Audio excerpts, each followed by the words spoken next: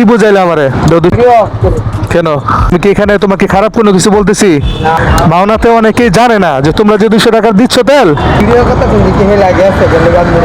মূলত সমস্যাটা হচ্ছে এই যে মোটরসাইকেলটা ঢুকেছে, এটা পাম্পের স্টাফের পরিচিত ছিল। আমার ক্যামেরা অন দেখে সে আর সিরিয়াল নষ্ট করতে পারে না, যার জন্য সে একটু খেপা। যাই হোক, সমস্যা নাই, 200 টাকা করে আপাতত নেই, মোটরসাইকেলটা চলুক।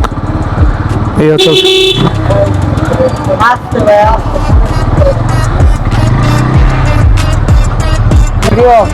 কেন মানে কেন করব?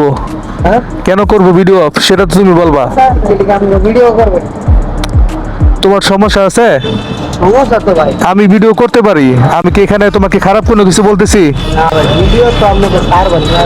আমি ছাড়তেই পারি, সেটা আমার রাইটস আছে। তুমি আমাকে বন্ধ করতে বলতেছো কেন? এটা কি মারতে মালিক কর্তৃপক্ষ বলছে যে ভিডিও করা যাবে না?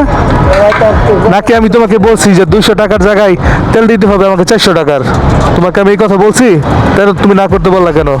আমি এই এলাকারই পোলা। তুমি কি বুঝাইলে আমারে? 200 টাকার তেল দাও।